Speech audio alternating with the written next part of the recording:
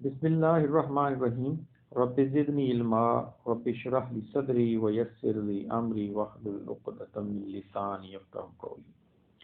Students, हम financial accounting 2 को discuss कर रहे हैं और अभी जिस टॉपिक के ऊपर हम बात करेंगे वो है preparation and presentation of financial statements. ठीक है कि फाइनेंशियल स्टेटमेंट को किस तरीके से बनाया जाता है, प्रिपेयर किया जाता है और उनको किस तरीके से प्रेजेंट किया जाता है। हम इस चीज़ को इस लेक्चर के अंदर इंशाल्लाह कवर करने की कोशिश करेंगे। ठीक है, हम ये सारी बातें जो भी करेंगे ये हम कंपनीज ऑर्डिनेंस 1984 के 4th और 5th स्केड्यूल को मद्देनज़र रखते हुए करेंगे। ठीक है, और साथ में जिन चीज़ों का हम ख्याल करेंगे वो है इंटरनेशनल अकाउंटिंग स्टैंडर्ड्स। ठीक है, इंटरनेशनल अकाउंटिंग स्टैंडर्ड्स जो हैं कौन से ऐसे हैं कि जो हमारे मुल्क के अंदर जो है, पाकिस्तान के अंदर जो है जिनको इम्प्लीमेंट किया जाता है और उनके मुताबिक जो होता है हम अपनी फाइनेंशियल स्टेटमेंट्स जो हैं वो बनाते हैं। ठीक है, books of accounts kept by the companies के कौन सी ऐसी बुक्स ऑफ अकाउंट्स होती हैं जो कि कंपनीज जो हैं वो रखती हैं। फिर उसके बाद प्रिपरेशन ऑफ फाइनल अकाउंट्स के ऊपर हम जाएंगे और फिर हम ये देखेंगे कि प्रेजेंटेशन ऑफ बैलेंस शीट किस तरीके से होती है। ठीक है, अब सबसे पहली जो चीज़ हम डिस्कस करने जा रहे हैं वो है presentation and preparation and presentation of financial statements. तो कहता है जी कि companies ordinance 1984 4th and 5th schedule और इंटरनेशनल अकाउंटिंग स्टैंडर्ड्स जो है, ठीक है, या इसको हम इंटरनेशनल फाइनेंशियल रिपोर्टिंग स्टैंडर्ड भी बोल दिया जाता है। तो इस दो चीज़ों के मुताबिक जो है वो हम अपने जो फाइनेंशियल स्टेटमेंट्स होती हैं वो हम प्रिपेयर करते हैं और प्रेजेंट करते हैं कि जो यहाँ पे स्टैंडर्ड्स हमें बताए गए हैं उसके मुताबिक जो है हम प्रिपेयर करते हैं। ठीक है, अच्छा, उसके बाद जो है कंपनीज ऑर्डिनेंस 1984 क्या कहता है। The companies ordinance 1984 is an ordinance issued by government of Pakistan. ठीक है, कि ये 1984 के अंदर जो है गवर्नमेंट ऑफ पाकिस्तान ने, हमारी फेडरल गवर्नमेंट ने एक ऑर्डिनेंस जो है वो इशू किया था, एक ऑर्डिनेंस पास किया था कंपनीज से मुतल्लिका। ठीक है, it regulates establishment and management of limited companies. ठीक है, कि इसके तहत जो होता है वो हम अपनी कंपनीज को एस्टेब्लिश करते हैं और उनको मैनेज किया जाता है। सही है। 4th and 5th schedule of the company's ordinance 1984 provides disclosure requirements for the listed companies।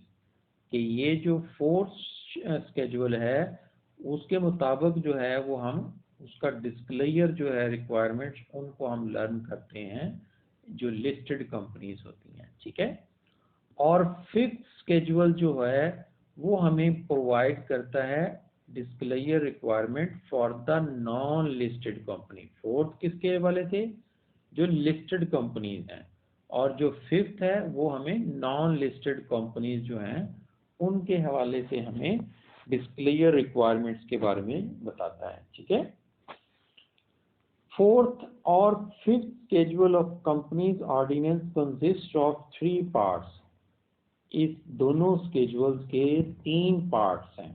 ठीक है, पार्ट 1 के अंदर हम क्या चीज़ डिस्कस करते हैं, देखते हैं definition and general requirements for preparation and presentation of financial statements. ठीक है, पार्ट 2 के अंदर रिक्वायरमेंट्स ऑफ बैलेंस शीट आ जाती है और पार्ट 3 के अंदर requirements of for profit and loss account आ जाता है। ठीक है, तो हर जो स्केड्यूल है 4th और 5th उसके अंदर 3 पार्ट आपको मिलेंगे। फर्स्ट पार्ट में आपको उसकी डेफिनेशंस और उसकी जो जनरल रिक्वायरमेंट्स होती हैं वो मिलेंगी। फिर सेकंड पार्ट के अंदर बैलेंस शीट को प्रिपेयर करने के हवाले से उसकी रिक्वायरमेंट्स आ जाएंगी। फिर उसके बाद थर्ड पार्ट के अंदर प्रॉफिट एंड लॉस अकाउंट को बनाने के हवाले से उसकी रिक्वायरमेंट्स आ जाएंगी। ठीक है, फिर उसके बाद जो है फर्दर जो है हम जाते हैं इंटरनेशनल अकाउंटिंग स्टैंडर्ड्स के ऊपर। कि इंटरनेशनल अकाउंटिंग स्टैंडर्ड्स जो हैं are issued by international accounting standards board जो होता है उसने ये इशू किए हुए हैं। ठीक है, only those international accounting standards are applicable in Pakistan. हमने तमाम जो हैं वो इंटरनेशनल अकाउंटिंग स्टैंडर्ड्स को एप्लीकेबल नहीं यहाँ पे नहीं बनाया, बल्कि हमने क्या किया हुआ है कि that are recommended by institute of chartered accountants, यानी कि आई कैप हमें जो कहता है, आई कैप से मुराद इंस्टीट्यूट ऑफ चार्टर्ड अकाउंटेंट जो है पाकिस्तान का, वो हमें जो रेकमेंड करता है इंटरनेशनल अकाउंटिंग स्टैंडर्ड्स को, हम उन्हीं को यहाँ पर अडॉप्ट करते हैं और उन्हीं को हम यहाँ पे नोटिफाई करते हैं। ठीक है, और वो चीज़ें जो हैं वो कंपनीज के अंदर इम्प्लीमेंट हो जाती हैं। ठीक है, और ये नोटिफाई कौन करता है? Security and exchange commission of Pakistan जो है हमारा, उनको अडॉप्ट करने के हवाले से और उनको नोटिफाई करता है बाकायदा इम्प्लीमेंटेशन के हवाले से। ठीक है, books of accounts to be kept by companies, कि कौन सी बुक्स ऑफ अकाउंट्स हैं जो कंपनीज जो हैं वो केप्ट करती हैं, रखती हैं। Number 1, every company shall keep at its registered office proper books of accounts with respect to. ठीक है, कि हर कंपनी जो कि एक रजिस्टर्ड ऑफिस रखती हो वो बुक्स ऑफ अकाउंट्स जो है वो बनाती है। किस हवाले से बनाती है? All sums of money received and expended, जो वो पैसे वसूल करेगी या खर्च करेगी by the company, and the matter in respect of which the receipts and expenditure takes place, उन सब को वो क्या करेगी? रिकॉर्ड करेगी, उनके लिए बुक्स ऑफ अकाउंट्स बनाएगी। All sales and purchases of goods by the company, जितनी भी सेल कंपनी की होगी या परचेजेस होगी, खरीद जो होगी, उसके लिए भी वो बुक्स ऑफ अकाउंट बनाएगी। All assets of the companies, उनको भी रिकॉर्ड किया जाएगा। ऑल लायबिलिटीज जो हैं उनको भी रिकॉर्ड किया जाएगा। In case of a company engage in production, अगर कंपनी कोई चीज़ें प्रोड्यूस करती है, प्रोडक्शन से मुतल्लिका है, प्रोसेसिंग से मुतल्लिका है, मैन्युफैक्चरिंग है, माइनिंग एक्टिविटीज़ है, सच particular related to the utilization of material, labor or other inputs or items of cost as may be prescribed। Students, अगर आप लोगों को याद हो तो हमने फर्स्ट जो लास्ट सेमेस्टर के अंदर हमने अकाउंटिंग पढ़ी थी, उसके अंदर हमने cost of goods manufactured and sold statement को भी डिस्कस किया था। तो अगर कंपनी प्रोडक्शन से मुतल्लिका है, प्रोसेसिंग और इस तरह की चीज़ों से मुतल्लिका हो, तो फिर वो cost of production, cost of goods sold and production manufacturing statement जो होती है वो भी बनाती है। ठीक है, और CPR वगैरह भी वहाँ पे बनाई जाती हैं। ठीक है, it is the responsibility of the directors, ये डायरेक्टर्स की रिस्पॉन्सिबिलिटी होती है of every company to prepare annual accounts of the company, कि वो सालाना अकाउंट्स जो हैं कंपनी के वो बनाएं।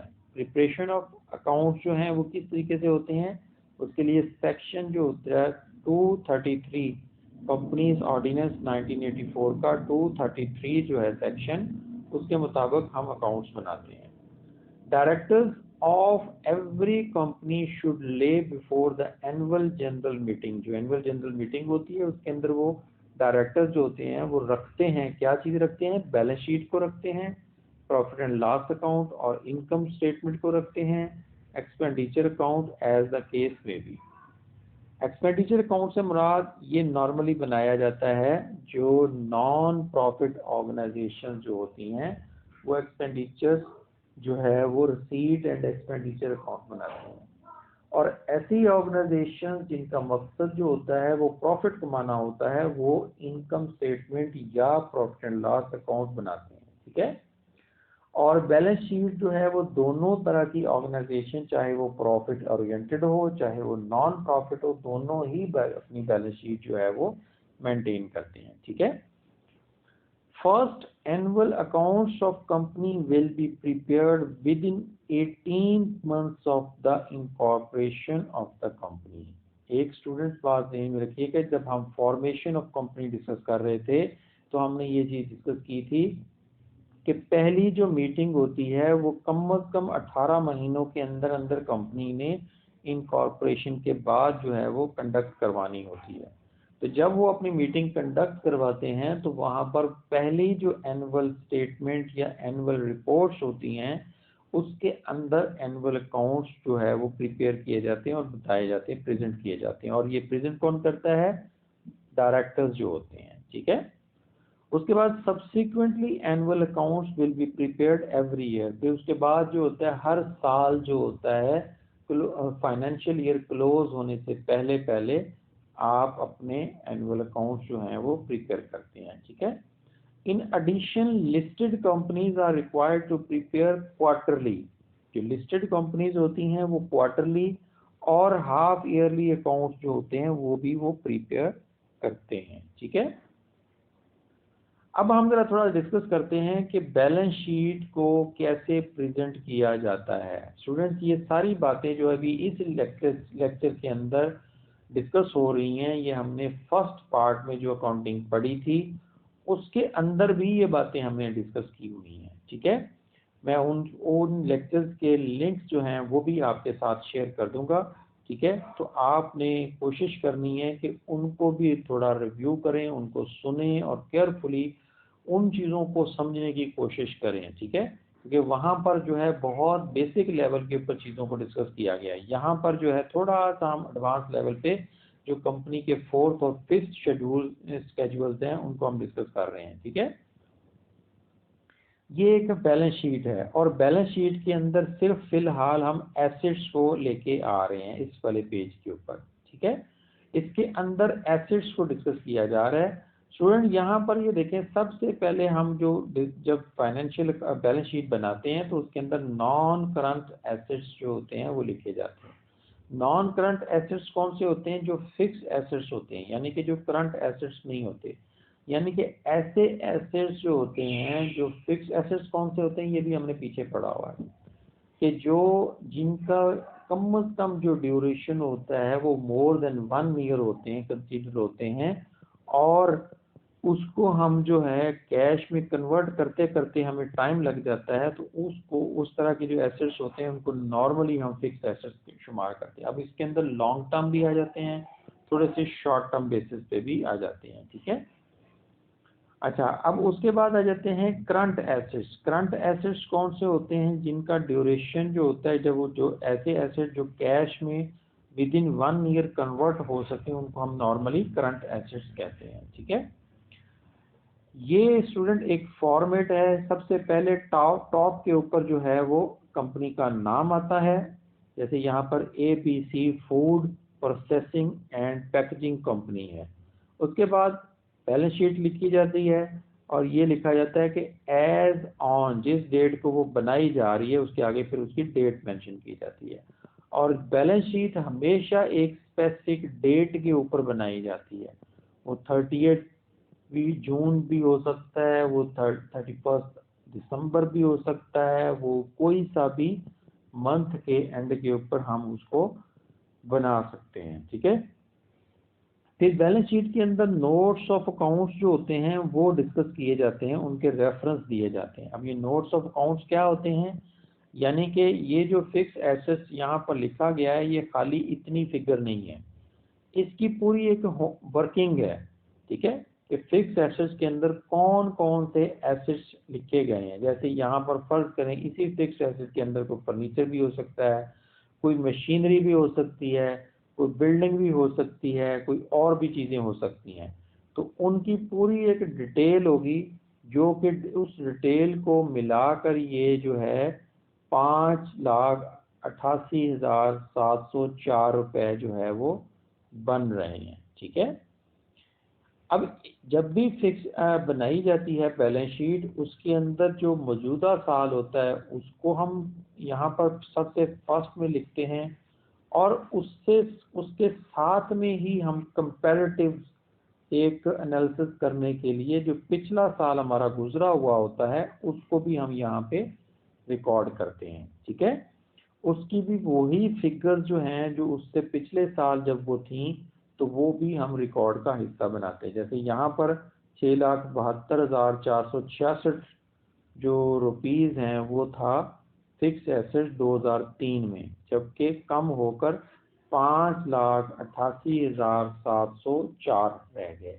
ठीक है, तो इसका मतलब है इसके अंदर कुछ डेप्रिसिएशन हुई होगी या कुछ इस तरह की चीजें होंगी, या हमने कुछ एसेट्स को हमने सेल कर दिया होगा।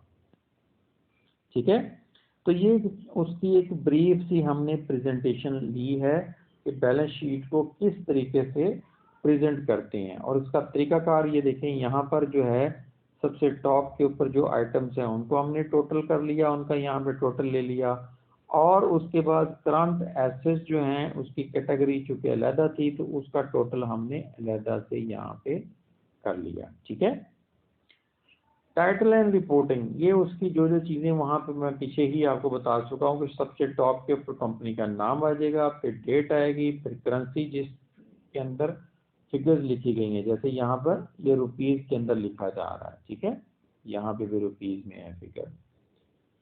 फिर उसके बाद आपकी रिपोर्टिंग पीरियड, जो इसके अंदर अगर 1 साल की हो तो 1 साल की, अगर जो भी पीरियड है उसमें हो। ठीक है, फिर उसके बाद clause 6 of part 1 of 4 schedule, except the first financial statement laid before the company, financial statement shall also give the corresponding figures for the immediately preceding years।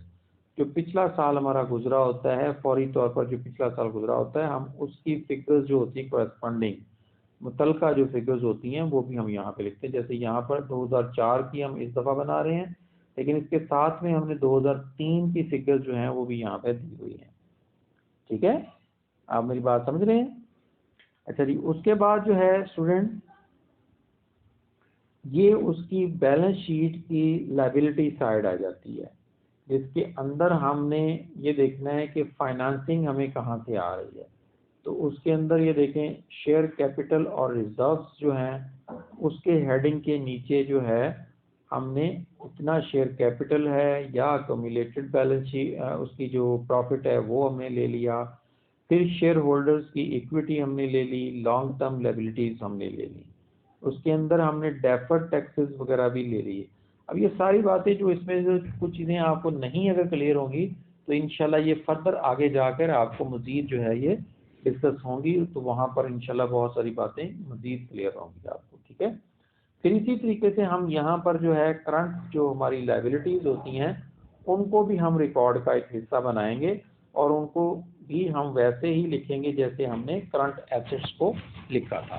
ठीक है, अच्छा स्टूडेंट, एक चीज़ जहन में रख लें कि नॉर्मली जो बैलेंस शीट होती हैं, जो हमारे इंटरनेशनल अकाउंटिंग स्टैंडर्ड्स या कंपनीज जो ऑर्डिनेंस 1984 का जो स्केड्यूल्स हैं वो हमें ये बताते हैं कि आप सबसे पहले जो लॉन्ग टर्म एसेट्स या जो लॉन्ग टर्म लायबिलिटीज़ होती हैं उनको आप पहले लिखें, और उसके बाद जो है फिर करंट एसेट्स को बाद में लिखेंगे। इसी तरीके से सेम जैसे आपने करंट एसेट्स में किया था, यहाँ पे भी नोट्स ऑफ अकाउंट्स बनेंगे, यहाँ पे भी करंट एसेट्स की फिगर्स लिखी जाएंगी या करंट लायबिलिटीज़ की, और साथ में प्रीसीडिंग जो ईयर आपका गुजरा है, पिछला साल जो था उसकी भी आप फिगर्स यहाँ पे नोट करेंगे। ठीक है, फिर उसके बाद heading for non current assets जो हैं ये सेम वही चीज़ें कि उनकी हेडिंग जो है फिक्स एसेट्स के अंदर क्या क्या चीज़ें आ जाती हैं, प्रॉपर्टी, प्लांट, इक्विपमेंट, ये मैं चीज़ें आपको पहले बता चुका हूँ। ठीक है, इंटेंजिबल एसेट्स भी आ जाते हैं। लॉन्ग टर्म के अंदर इन्वेस्टमेंट्स भी आ जाती हैं, एसोसिएटेड जो है ये भी।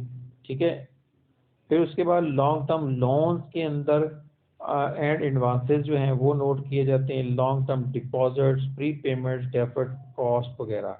और अदर फाइनेंशियल एसेट्स जो होते हैं वो भी इसमें लिखे जाते हैं। ठीक है, फिक्स एसेट्स के अंदर जो है fix assets other than investment, इसमें इन्वेस्टमेंट नहीं आती फिक्स्ड एसेट्स के अंदर।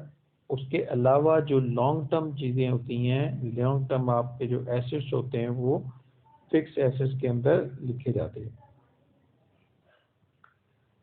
उसके बाद जो है इसके अंदर टेंजिबल और इनटेंजिबल का फ़र्क एक होता है। ठीक है, जो इन्वेस्टमेंट्स होती हैं नॉर्मली आपकी इनटेंजिबल शुमार होती हैं, लेकिन टेंजिबल भी हो सकती है कि अगर आपने किसी जगह पर इन्वेस्टमेंट की ऐसी जो उनकी जो टेंजिबल एसेट्स हैं वहाँ पर की हुई है तो वो टेंजिबल में शुमार होगी। ठीक है,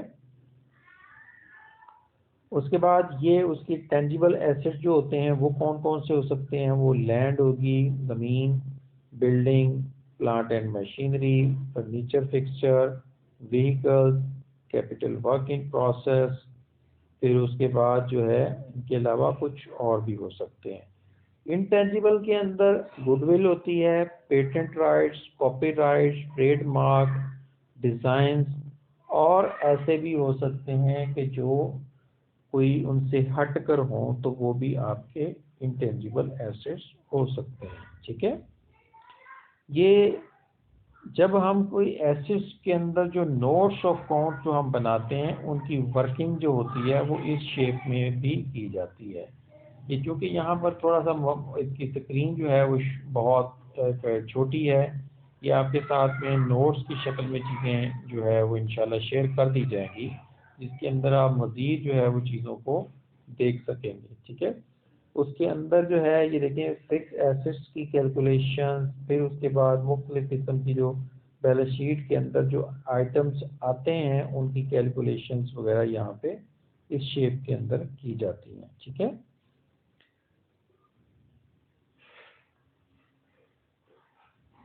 ये cumulated balance sheet company depreciation की कैलकुलेशन की हुई है। ठीक है स्टूडेंट्स, अभी जो आपके साथ एक बहुत इंट्रोडक्टरी लेवल के ऊपर जो है ये प्रिपरेशन और प्रेजेंटेशन ऑफ फाइनेंशियल स्टेटमेंट्स को डिस्कस किया गया है। ठीक है, क्योंकि ये चीज़ें पहले भी आपके साथ डिस्कस हो चुकी हैं फर्स्ट पार्ट के अंदर, यानी कि आपका जो पहला सेमेस्टर था उसके अंदर, तो यहाँ पे मैंने कोशिश की है कि बहुत सारी चीज़ों को स्किप कर दूँ जो चीज़ें आप लोगों ने पहले कवर की हुई हैं। ठीक है, लेकिन अगर फिर भी कुछ ऐसे स्टूडेंट्स जिनको यहाँ पर समझने में कोई प्रॉब्लम आई हो या कोई चीज़ें क्लियर ना हुई हो तो वो मेरे से कमेंट सेक्शन में डिस्कस कर सकता है, या जो हमारा क्लास का जो ग्रुप बना हुआ है सब्जेक्ट का उसके अंदर भी वो चीज़ों को डिस्कस कर सकते हैं। ठीक है स्टूडेंट्स, अपना फीडबैक जो है वो ज़रूर दिया करें, क्योंकि फीडबैक जब तक आप लोग नहीं देंगे, अपने बारे में नहीं बताएंगे, तो आपकी परफॉर्मेंस के हवाले से या मेरी परफॉर्मेंस जो आपके साथ में है उसके हवाले से हमें सही आइडिया नहीं हो सकेगा। ठीक है, हम ये नहीं जान सकते कि हम किस लेवल पे जाके स्टडी कर रहे हैं, अच्छी कर रहे हैं या एक एवरेज कर रहे हैं। ठीक है, तो अपना फीडबैक ज़रूर दिया करें, अपना ख्याल रखिएगा, दिल लगा के स्टडी करें। ठीक है, फर्दर अगर कोई किसी किस्म का कोई क्वेश्चन क्यूरी हो तो मेरे से डिस्कस कर लीजिएगा। ठीक है, ओके जी, थैंक यू, अल्लाह हाफिज़।